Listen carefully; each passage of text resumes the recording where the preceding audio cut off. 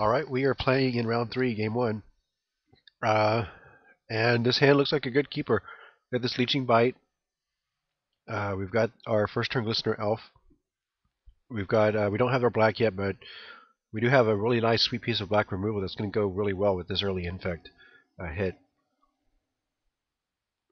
Always very nice whenever you can get some bonus proliferate to further your poisonous charges.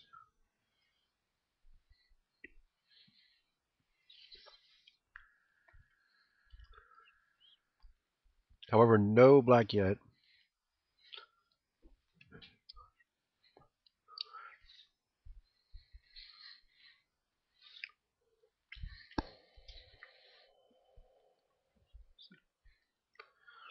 Porcelain Legionnaire. Hello, Legionnaire, and goodbye, Legionnaire. This is where a Leeching Bite is really strong. Where we get our second swamp. We're going to play this forest, though.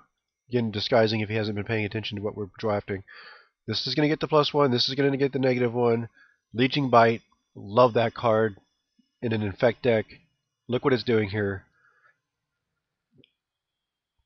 Just a nice little blowout there. The life loss doesn't really affect him that much, but getting the extra poison really is going to hurt him.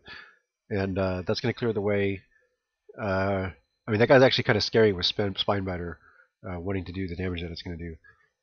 Now our Affliction is going to clear the way again, possibly here, bringing him down to 5 poison, and that's going to bring him dangerously close for Spinebiters. Or he's just going to put some removal down for this Glistener Elf, which is fine too here. Now, the only thing I'm really worried about here is Master's Call, and I think that's almost certainly what he's got. We did see some in the draft. They did not... I'm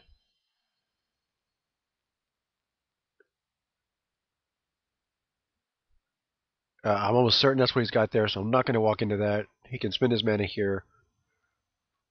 Or not spend it and want to maintain the surprise. Either way, I don't really want to risk that.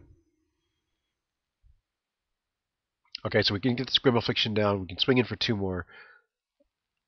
Actually, 3 more with the Proliferate. This is a perfect situation. Spinebiter's going to come down next turn.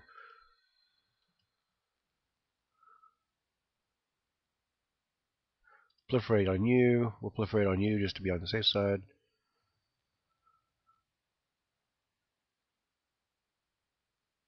Bringing it down to 6. And 1 Spinebiter hit with this Life Staff on it, regardless of whether or not he blocks, will kill him. So that's why Spinebiter is really strong, especially with a really nice aggressive infect attack like this. Ogre Menial. Again, do we want to go ahead and make sure that he's not going to have very much power to deal with our Spinebiter here? I think that's the way to go here. He doesn't want to risk me having a pump spell and just killing him. So he's got to take this menial hit. So he's got to pump 3 mana into it just to get it up to where it can do 1 point of damage. It's not going to be enough. It's going to be precious mana for him the next turn to deal with the Spinebiter. So I think that's definitely the right play. Even though we don't kill that menial, we do wound it severely. We'll go ahead and play the second swamp here. Hit the Spinebiter. This is a dangerous card for him. See what kind of mana he leaves up and what he does. Spin Engine, that's not going to be enough. He's got a possible sacrifice an attacking creature up. That's what card I'm worried about here. He did leave white up. 3 mana. I think it's worth waiting. If he's going to have to tap down, he's got us under no pressure whatsoever. So I don't mind waiting for the win here. Sorry, I had to pause for a little bit. Had my wife call. I'm sure you're all fascinated by that. Now we are playing a little overcautiously, or not overcautiously, but cautiously here because we have a comfortable life lead. This guy is going to be lethal if we can get him to tap down. Maybe he doesn't even know what we're really worried about, and he's just going to try to snipe us with his spin engine. And meanwhile, we can hoping to draw something that's going to give us a little bit of protection from. Is it Dispense Justice? No, I forget what it's called. Again, we can't really just walk into that. I mean, he's got 4 cards in hand. He should be playing guys out.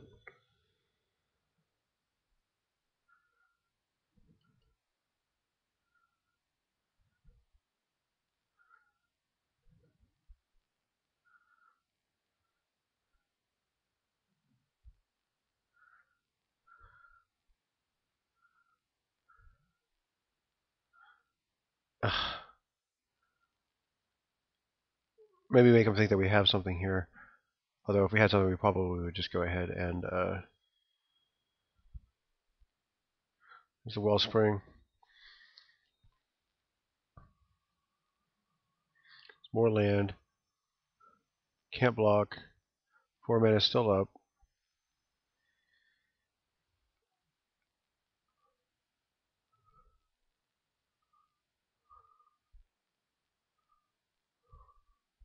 Here's a Rotwolf.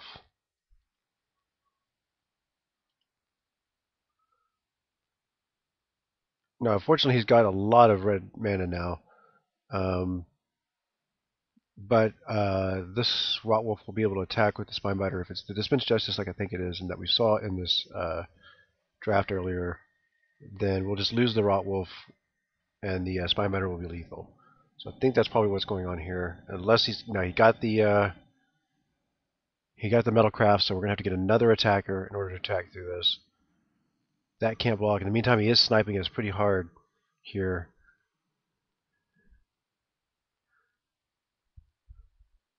Still got 3 mana up.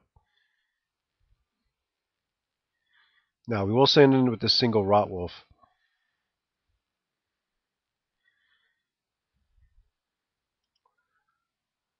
With the Life Staff on here. Send in here. He's not going to be able to pump. If he uses the Dispense Justice on this Rotwolf, we're fine with that too. So this is going to make the Rotwolf and the Spinebiter lethal if he does let this go through.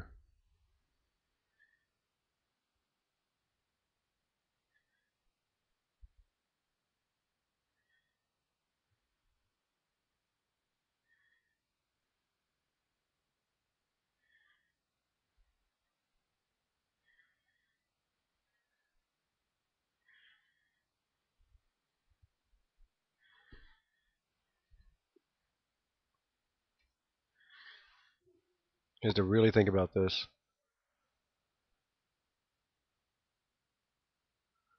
We'll also get a card draw off of this if he does block. So we're in pretty good shape, hopefully, depending on what we draw.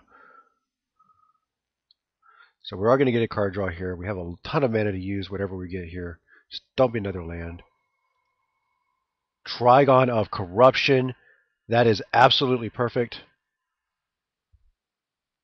That nullifies, just absolutely kills his only real threat.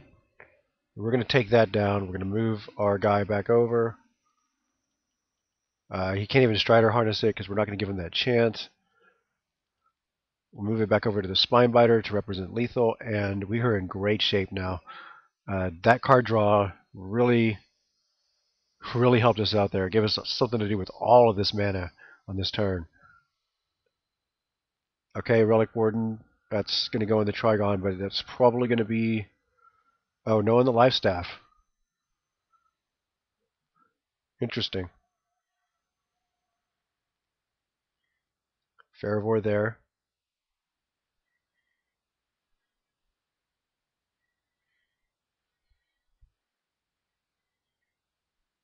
Now, he doesn't have enough mana unless he plays another land. I think he already played his land this turn. Maybe not. To activate the Faravor, and actually he doesn't even have Metalcraft now, so I can attack with both, but he does have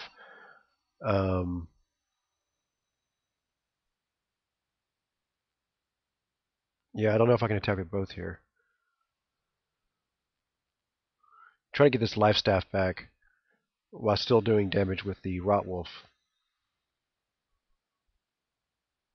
I think is what I'm going to do. I'll get another card draw. I'll get the life staff back, and I'll actually even wound the Ferromore just a little bit. It'll still be lethal enough to kill a swine biter, but the next Trigon and Corruption token can actually kill it. So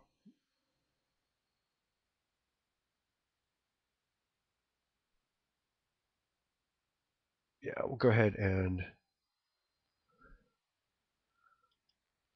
attack here with both. Now he has to block. He can block with the Fervor and use the Wellspring. That's a little annoying.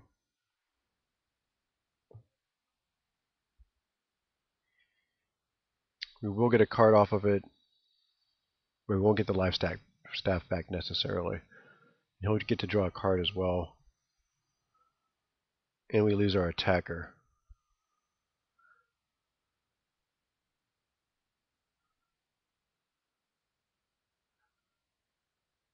We don't want to attack with a Spinebiter when it's not lethal. So it kind of rules out attacking with both because he wouldn't be able to dispense justice. Actually, he would be after combat. The Fervor actually can do some surprising damage too. So I think I am going to attack with the Rot Wolf here.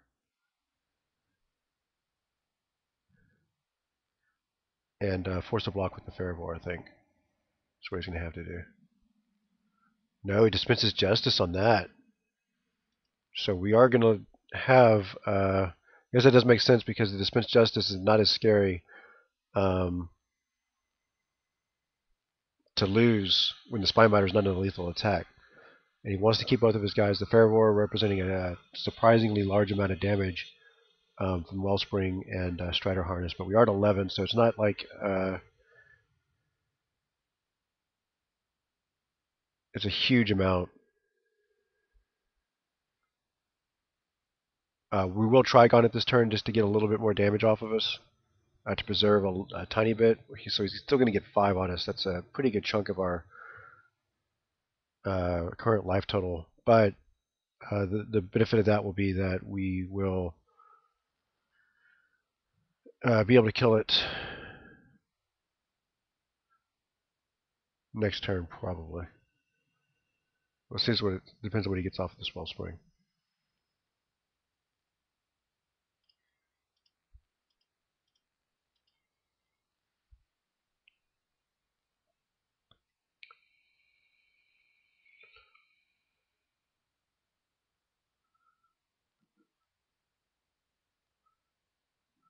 Yeah, there goes the Wellspring.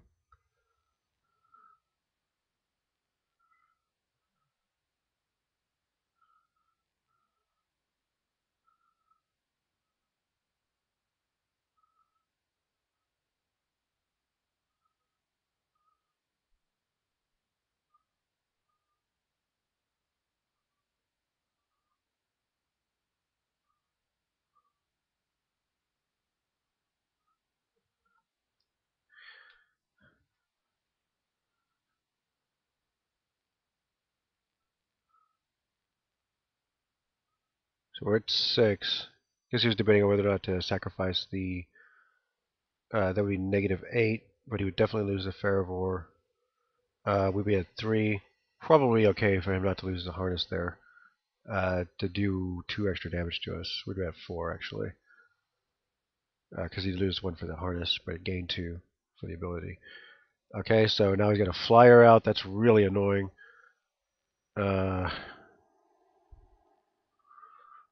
Okay, so he moves the Harness over. That's not good for him because now we've got that Fervor locked down a little bit better. He'd have to double block this. We'd get our guy back. We'd...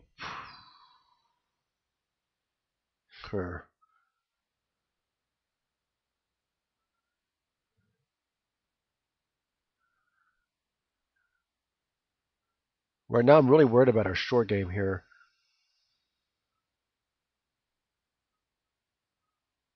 Okay,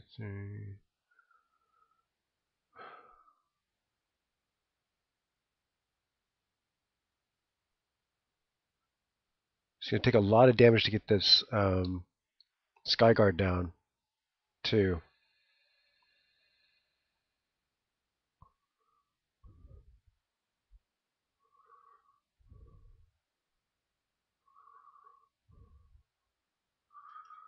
So I think what I'm going to do is I'm just going to play this Plague Mirror. I'm going to sit back on the Trigon and see what he actually attacks with. And then based on what we kind of backed ourselves in a corner where it's such low life. We were down to one counter on the Trigon. We need to be wary of what he can haste in with that Strider harness too. So it's actually not looking too great for us here.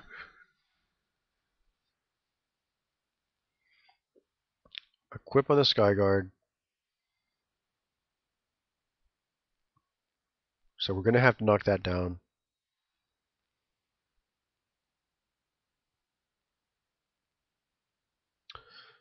Huh.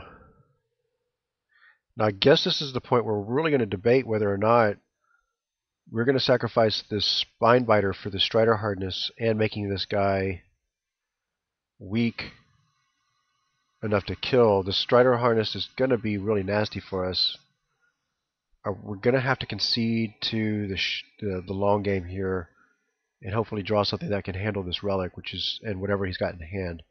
I think we kind of have to do that. We could, on the other hand, have him sacrifice the Strider harness to pump up his guy, and then kill it with the Trigon too. That might be a possibility. Okay, so he's waiting for us to actually do something with the Trigon. That's pretty smart play. So we'll go ahead and save ourselves the life.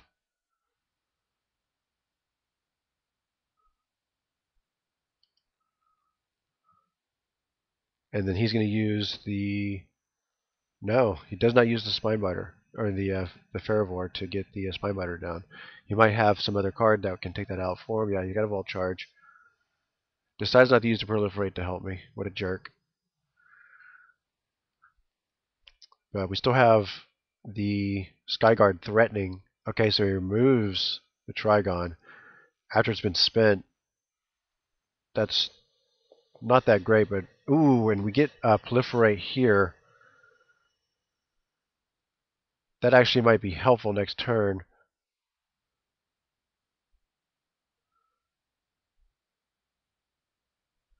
We can take out this Relic Warden and the Skyguard next turn. No, not next turn. And there's a pretty big if we draw a card. I think it's worth the attack here. He probably is not going to block. If he does block, then that's going to help us with the Proliferate next turn if we draw a creature. But I think we're going to have to draw something next turn anyway.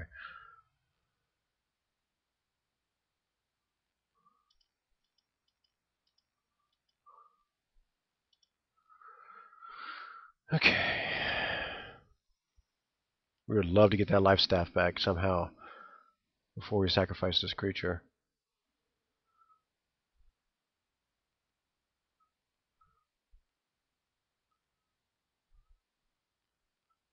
Oh, 2 life to everything on my side. And that is going to end the game.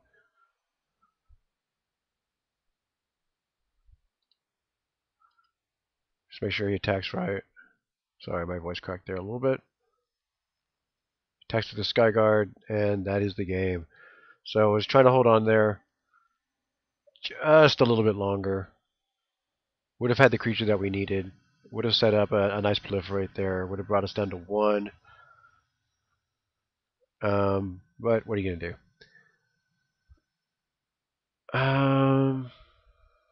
So this Skyguard. We see anything else really that flew? Nothing really, so I don't want to think we can bring in this Pithis Strike. I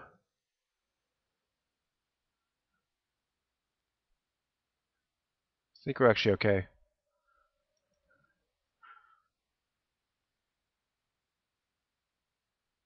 Just drew a lot of lands that game. Not complaining, it happens, but I think we played about as well as we could play there.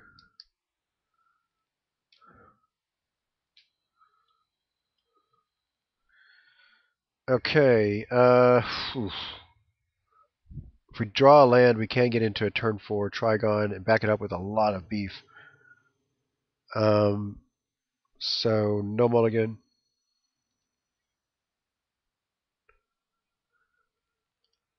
I think having this Plague Mirror out is going to help if we can have it survive.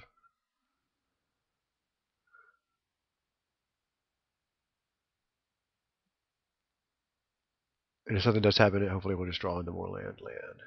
Some more land is exactly what we got. So all things considered, doing pretty good here. Hopefully this Trigon comes down.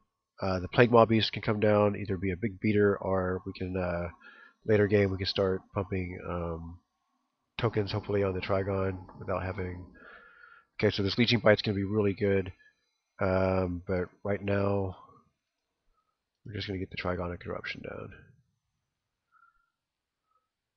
And that is going to be 2 mana well spent every turn until that thing is bone dry. But Spread the Sickness is going to help keep those tokens up. Counters up, I should say. Charge counters. Okay, Strider Harness comes down.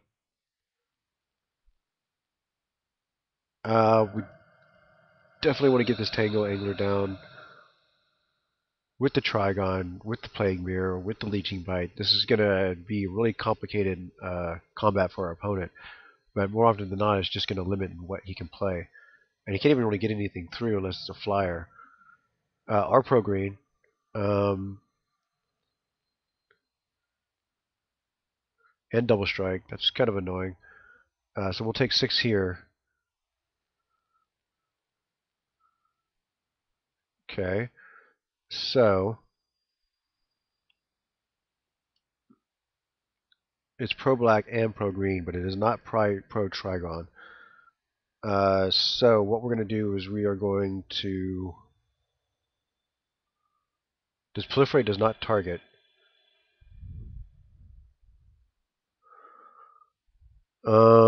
He's doing 6 a turn. We're going to knock that down to 4 a turn by getting a token on. It's kind of a waste of a turn because we're not doing much else, but I think protecting us from that damage is going to be... actually, no, we attack with the Angler.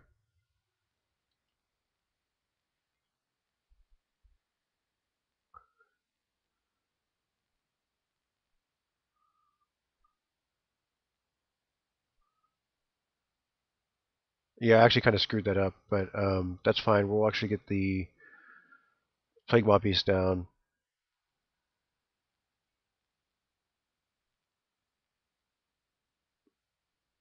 We'll take another 6 here. But after that, it shouldn't be too scary because of this Proliferate and the Leeching Bite. Oh, Leeching Bite's not going to do anything because it's got Pro Black or Pro Green.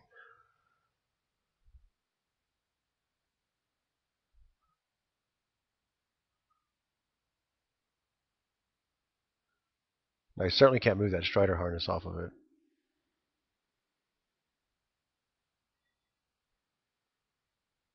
But he has brought us down to 8. That might have been a bad play going with the Plague Maw instead of reducing the mana, or reducing the damage that we're taking. We could be at 10, which would be a lot more comfortable position.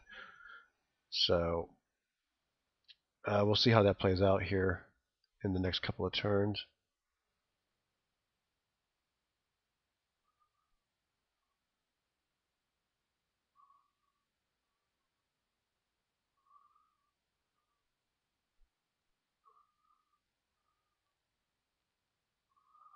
Okay, the Eruption. Please be a land. Thank you. It's a land. Waste an entire turn of mana.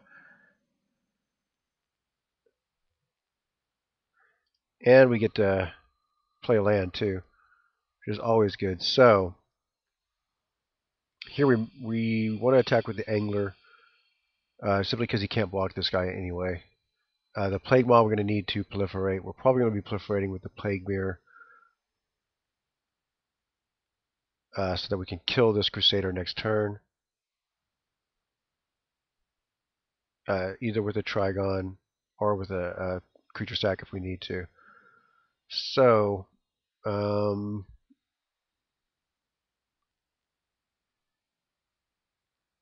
just going to swing with the Angler here. We're not going to need to use any mana for it.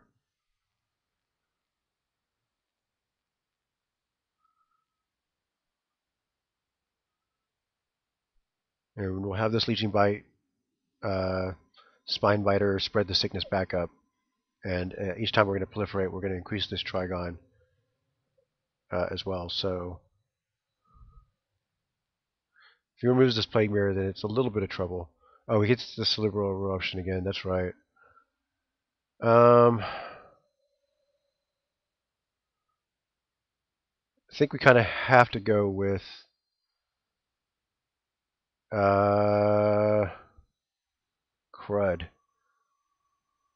We're going to take some damage here from it. If this does more than 4 damage, we're going to be screwed anyway. So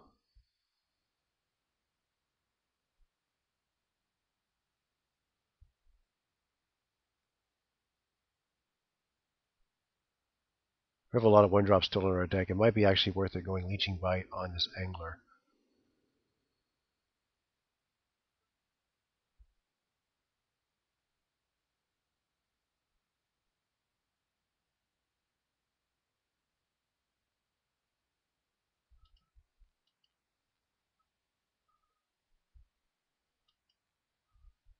So we'll pump the mirror. -1 on the Angler. That way if we hit any 1-drops, we're okay. If we hit a 3-drop, we're just screwed.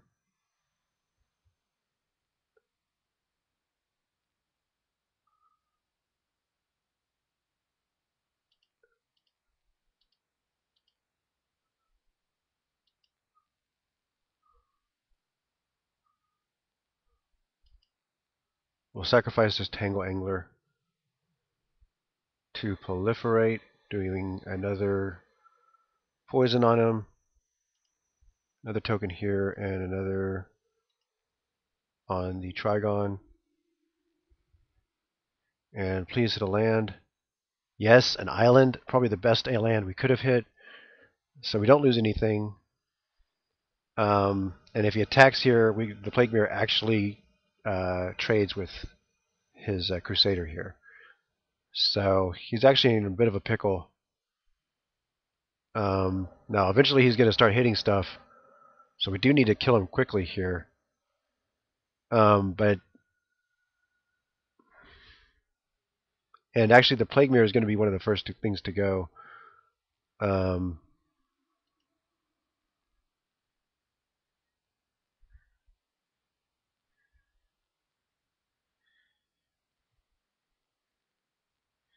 So get this island out. I think we worry about what can trade with this Spinebiter. We don't want to attack with the Plague Mob. We just don't Mob Beast. We don't have that much time.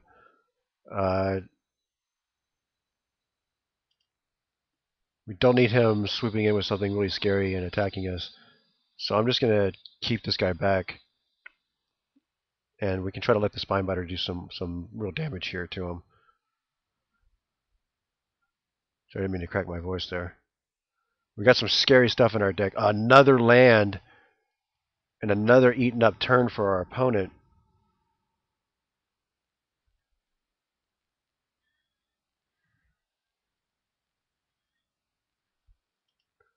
Eventually we're going to stop getting land flooded, but hopefully not before we can finish our opponent off here.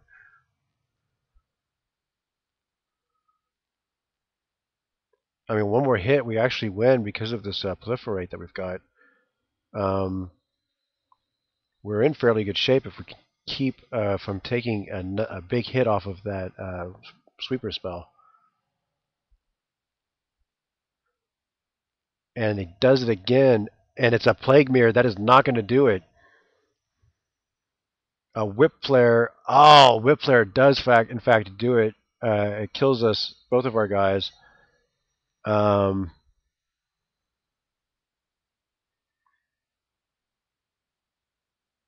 Yeah, unfortunately that's the case. But we'll go ahead and sacrifice and proliferate.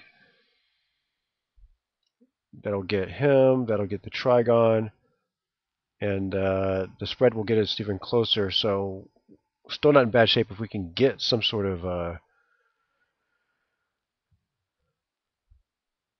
there's the Plague Mirror. So we just need to get 2 hits with this guy.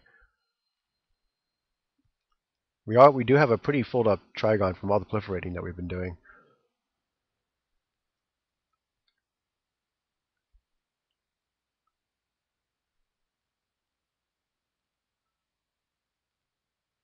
It's a Slash Panther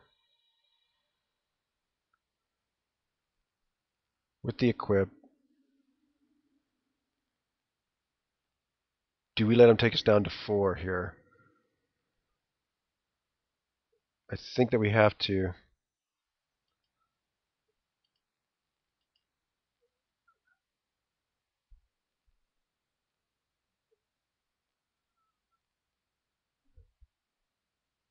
Sorry, take us down to 2. We can spread the sickness at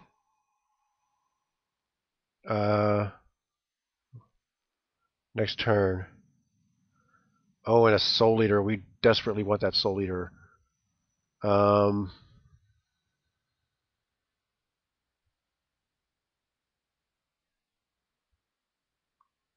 a Soul Eater represents a...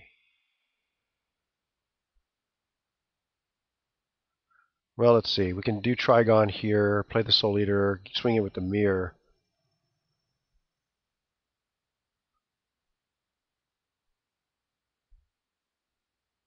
And block with a Soul Eater.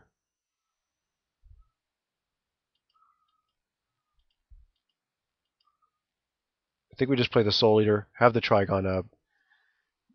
If he moves that harness, we can kill the Panther with the Trigon. If he doesn't move it, then we don't have to worry about haste. In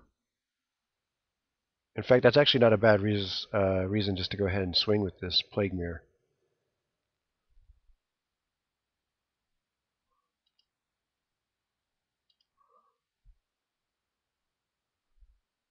No, because he has a lot of stuff in his hand. If he has some sort of removal, we want to be able to take out that Panther and block it at the same time. So we can't really commit to attack there. Skyguard, really annoying for us. That's actually going to do it because we can't block it. It's too much damage in the air too. So that is the game, and that is the match. I believe that was game 3, right? Or game 2? We're definitely at 3 minutes anyway, so concede the game. And it was 4-3-2-2, so we get 3 packs and a dismember. So I consider that to be a successful draft, and we'll see you next time.